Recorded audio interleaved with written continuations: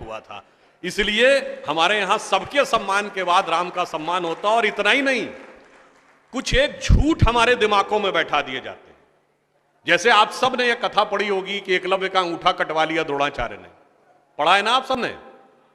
पर यह बताइए कितनों ने महाभारत में स्वयं पढ़ा है?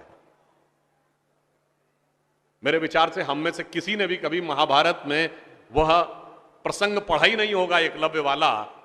और अगर हम यह भी विनम्रता से पूछे कि महाभारत के कौन से चैप्टर में है, तो भी शायद हम में से किसी को ध्यान नहीं होगा कि महाभारत के वन पर्व में एकलव्य का उल्लेख है।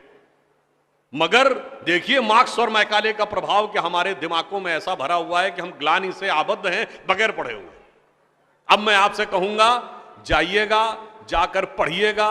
ना अवेलेबल हो तो इंटरनेट पे जाके सर्च कर लीजिएगा, ना हो तो राम जो महाभारत सीरियल आया था उसका एपिसोड जाके यूट्यूब पे देख लीजिएगा। कि किस्सा ये था कि जब आपको, चाहे आपने कथा सुनी होगी कि कुत्ते का मुंह बाणों से भर गया था जो एकलव्य ने तीर चलाए थे, और जब वह तीर अर्जुन निकालते हैं तो उस कुत्ते के मुंह में एक खरोंच तक उस बाण से नहीं आई होती है, तो वो चौंक जाते हैं क्योंकि ये सामान्य तीर नहीं है। उन्होंने कहा तो दिव्य अस्त्र है कि मुंह में पूरा तीर से भर गया मुंह और इसके बाद भी एक खरोच नहीं आई। आप कहेंगे दिव्यास्त्र का मतलब क्या?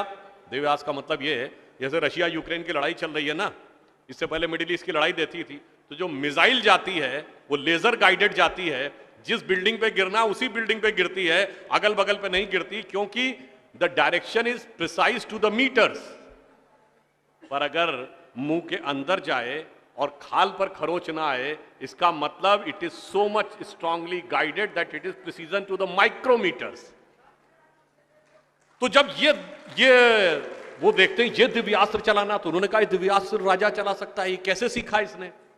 तो जब द्रोणाचार्य उससे पूछते हैं कि तुमने ये किससे सीखा, तो कहता आपसे सीखा गुरुजी। कहते मैं तो तुम्हें जानता नहीं बालक, तुम अपना परिचय दो। अब यहीं पर बिंदु है। एकलव्य क्या कहता है? मैं मगध नरेश जरासंध के प्रधान सेनापति हिरण्यधनु का पुत्र एकलव्य। अरे वो मगध के chief of the arm forces का बेटा था। यदि आप ये कह रहे हैं कि वनवासी था, तो ये भी पूरा वाक्य तो पूरा करो कि वो सेना अध्यक्ष था। मगर देखिए कितनी चालाकी से छुपा लिया आधे तथ्य को, और उसके बाद हमारे दिमागों में भर दिया कि ये बहुत गलत किया गया। बताइए, हमारे हिंदू धर्म के दो महाकाव्य रामायण और महाभारत, दोनों का रचयिता कौन? रामायण का रचयिता महर्षि वाल्मीकि, जो संस्कृत के आदि कवि माने जाते हैं। आज जो वाल्मीकि समुदाय है वो किस में आता है? शेड्यूल कास्ट में।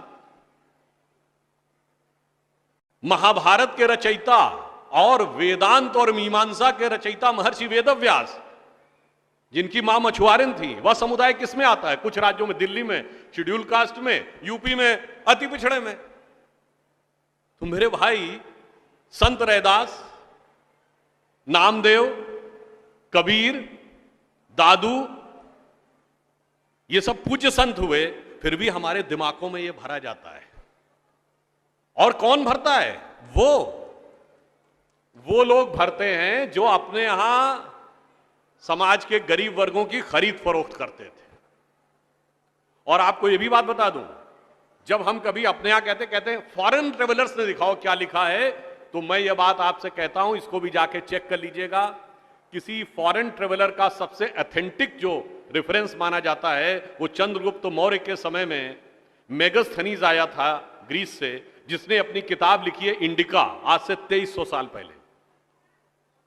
वो इंडिका किताब आज उपलब्ध नहीं है, मगर उसके उद्धरण तमाम जगहों पे हैं, तो प्रूवन है किताब थी। उसने भारतीय समाज में व्यवस्था का वर्णन करते हुए लिखा है कि यहां पर 7 जातियां हैं, मगर महत्वपूर्ण बात यह है यहां इतनी समरसता, इतना सामंजस्य है कि यूनान के समाज के समान यहां कोई समाज का ऐसा वर्ग नहीं है जिसके साथ शोषण या भेदभाव किया जाता हो।